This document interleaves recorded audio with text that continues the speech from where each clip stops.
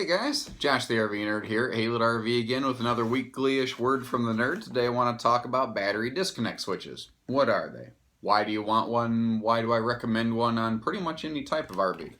Well, as times have changed and more electronic devices and circuit boards and panels have made their way into the RV business, a little phenomenon called phantom load has kind of come into the RV business more than it ever used to.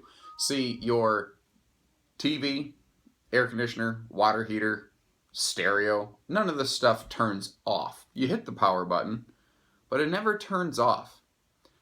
You don't think much about it, but even that little LED light on that stereo when it's in the off mode to let you know that there's power to it, even that has a little draw on the battery. Not a terrible amount.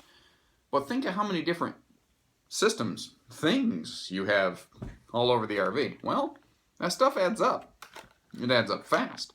And actually, that's one of the things that seems to surprise people who had camped for a long time and then they took like a break from it. And now they're back to camping again.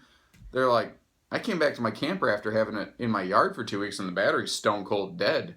This thing's junk. Get me a new battery. And it's not the battery's fault. The battery's actually doing exactly what it's supposed to. Those people often say, man, that's malarkey. I camped in the 80s with my family for 10, 15 years. I never had this problem. Well, that's because these things didn't have 2 or 3 air conditioners, this giant residential refrigerator, any fridge, circuit panels, these newer, bigger water, you get the point. All these electronics, they're all fighting for just a little bit of keep me alive juice from the battery, basically. And if you don't have it plugged in or trickle charging like with a solar panel or whatever method, it's going to die and it's going to get drained fast. That's where these come in. Now, some pretty nice brands, most fifth wheels have something like this, other than maybe a really cutthroat dollar cheaper stuff. But most fifth wheels have something like this, and a lot of really high-end travel trailer brands have this. Like, for instance, at our dealership on the trailers, I can think of offhand, like Rockwoods, as a matter of practice, have one of these. Winnebagos, even in their tiny little teardrop things, have something like this. And they're awesome. They're awesome because all you have to do is flick a switch, and it, bang, kills everything in there. It prevents the battery from getting drained. And that's just absolutely awesome, because then it's there when you need it, you're expecting it to be there. It's got to be there when you're ready. Installing one of these is not difficult, and if you're not comfortable with it, like frankly, even I'd pay someone the $20-30 of labor time it takes to pop one of these in. The other nice part about having a professional place install it for you, I'd love to do it here for you at HaylettRV, but I know that a lot of our viewers are not local.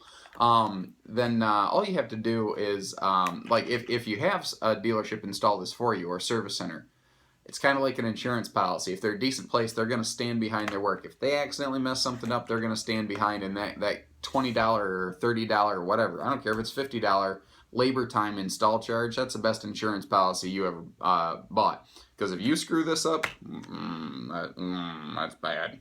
That's real bad, okay? But there's different varieties of these. Like everything in life, you get what you pay for. My least favorite to see, but most favorite to look at, is the old style where it looks like something out of a 1950s monster movie, where it's got the brass latch in it, and you can see the sparks fly when they connect. They look neat, but I don't know how excited I am. They're super easy to install. I prefer these a little bit because I just feel like they're going to hold up better in the weather. And there's different varieties of stuff like this, but a normal switch is the kind of the thing I recommend. You see a lot, you see these on boats or on engines, something that can be exposed to moisture and not be damaged as a result. That's my recommendation. It doesn't have to be fancy, it just has to be effective. That's kind of the big message here. So if your camper doesn't have one of these, doesn't mean it's a bad camper. It just means that that's an area that your manufacturer decided to spend money elsewhere on. Every brand spends money in different ways. These are not hard to add aftermarket. If the camper that you're wanting to purchase doesn't have one of these, I don't think that should be a make or break decision. I think you should focus on the big thing, the trailer, first, and getting the deal on the trailer, and then worry about the little stuff on the side. Don't get clouded up with this. This is more of an aftermarket thing. And if it's on the trailer up front, great. Awesome. You win, you're done. So with that, more information, give us a call. These are on the shelf here at the service center. Come visit us anytime at HaylettRV.com. So take care, stay safe, have fun, and happy camping, everyone.